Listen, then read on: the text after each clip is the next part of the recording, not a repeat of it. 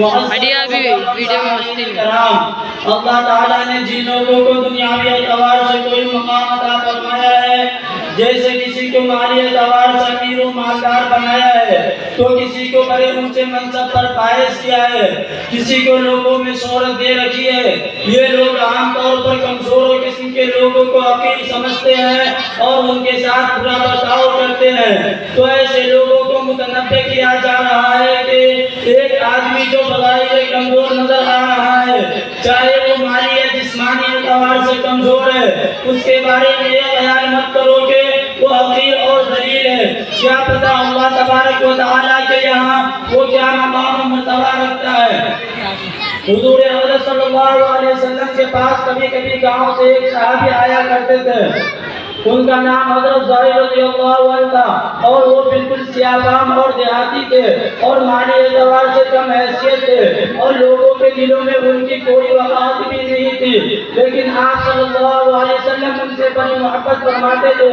ایک مرتبہ آپ صلی اللہ علیہ وسلم بازار سے گزر رہے تھے تو دیکھا زہیر بازار میں کھڑے ہیں۔ اب ظاہر ہے کہ بازار میں ایک دیہاتی سیاہ فام کم حیثیت کم رتبے والا تو ان کی طرف کون دھیان دے گا، لیکن آپ صلی اللہ علیہ وسلم نے سارے بازار والوں کو چھوڑ کر حضرت زہیر رضی اللہ عنہ کے پیچھے تشریف لے گئے اور پیچھے سے گولی بند کر دی، جیسے ایک دوست ویڈیو بنانے میں بیچ میں ہاتھ آ رہا ہے۔ اب ظاہر ہے کہ حضرت زہیر رضی اللہ عنہ نے اپنے آپ کو چرانے لگے، معلوم نہیں کس نے پکڑا ہے۔ پھر آپ صلی اللہ علیہ وسلم نے اس طرح آواز لگائی، من یشتری العبد، اس غلام کو کون خریدے گا؟ لیکن آپ صلی اللہ علیہ وسلم نے فرمایا، لیکن آپ صلی اللہ علیہ پھر آپ حضرت زہیر رضی اللہ عنہ نے اپنے آپ کو چرانے لگے، معلوم نہیں کس نے پکڑا ہے، اور بے ساختہ ان کے زبان پر یہ الفاظ آ گیا کہ یا رسول اللہ، اگر آپ مجھے غلام بنا کر بیچیں گے تو میری قیمت بہت کم لگے گی۔ لیکن آپ صلی اللہ علیہ وسلم نے فرمایا، اللہ تعالیٰ کے نزدیک تمہاری قیمت کم نہیں ہے بلکہ بہت زیادہ ہے، کیونکہ اللہ کے یہاں قرب کا ذریعہ مال و دولت عہدہ منصب بالکل نہیں ہے، بلکہ اللہ کا مقرب اور مہذب بندہ وہی ہے جو لوگوں میں زیادہ تقوی والا ہو۔ چنانچہ یہ شاد باری ہے، ان اکرمکم عند اللہ اتقاکم، در حقیقت اللہ کے نزدیک تم میں سب سے زیادہ عزت والا وہ ہے جو تم میں سب سے زیادہ متقی ہو۔ میرے محترم بزرگوں اور دوستوں، میں نے آپ حضرات کے سامنے ایک آیت کریمہ تلاوت کی تھی جس میں دونوں جہاں کے سردار حضور اقدس صلی اللہ علیہ وسلم کو یہ خطاب کیا جا رہا ہے کہ آپ اپنے آپ کو ان لوگوں کے ساتھ روکے رکھیں جو صبح شام اپنے پروردگار کی عبادت محمد کی رضا جوئی کے لیے کرتے ہیں، اور تمہاری آنکھیں دنیاوی زندگی کی خوبصورتی کی تلاش میں ایسے عبادت گزار لوگوں سے نہ ہٹے۔ حضرات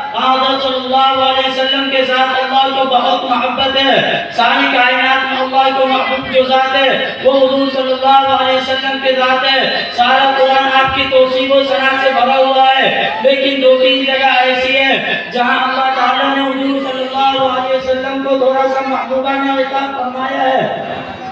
چنانچہ ارشاد باری ہے، عبس وتولی ان جاءہ الاعمی وما یدریک لعلہ یزکیٰ، جس کا واقعہ یہ ہے کہ ایک مرتبہ آپ صلی اللہ علیہ وسلم بعض رؤسائے مشرکین کو سمجھا رہے تھے۔ یہ سردار ابو جہل بن ہشام، عتبہ بن ربیعہ، ابی بن خلف شیبہ، امیہ بن خلف تھے کہ اچانک اسی مجلس میں حضرت عبداللہ ابن ام مکتوم رضی اللہ عنہ حاضر ہوئے جو ایک نابینا صحابی تھے، اصل میں وہ نابینا صحابی تھے، تو انہیں یہ معلوم نہ ہو سکا کہ آپ کسی دوسرے سے گفتگو میں مشغول ہوں۔